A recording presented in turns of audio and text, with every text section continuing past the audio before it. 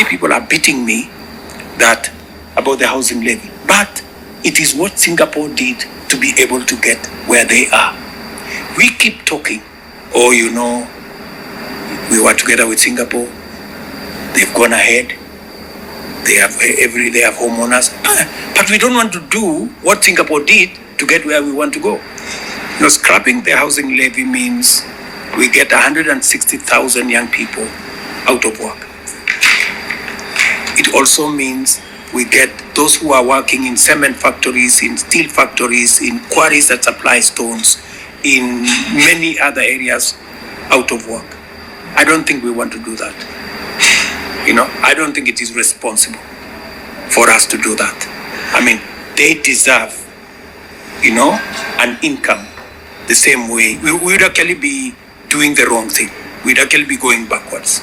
I think we should, instead of saying, how do we scrap the housing levy, we should be saying, how do we do more with what the housing levy is doing? How do we expand it to reach out to 300,000, 400,000, 500,000? Because that's my plan.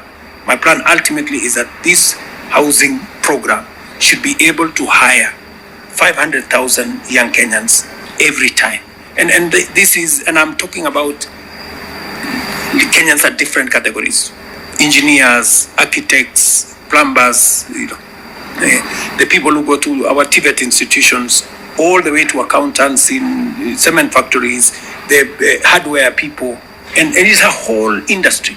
The people who manufacture doors, the people who manufacture windows, the people. It's a whole ecosystem that I hope young people appreciate, that this plan, this housing program is actually achieving a lot. And this is not an invention of Kenya. This is how modern countries have achieved unemployment. This is how modern countries have taken their development to the next level. I had an engagement here with the president of Singapore. Singapore was at the same level as Kenya at independence. Today, they are in the first one. We are struggling because they made those decisions early.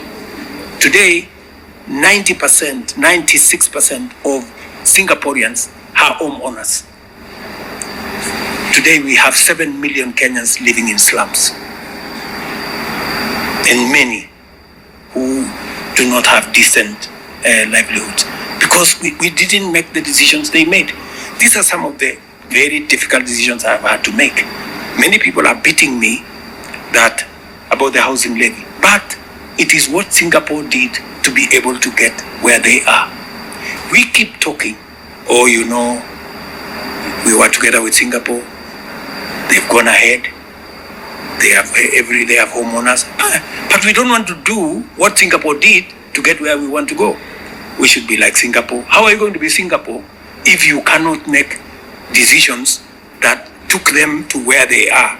You do not want to make those decisions. We just have to make the right decisions and take the country forward. And I am very proud of the decisions I have made so far. Difficult, not very popular, but I'm telling you, that's how this country is going to change.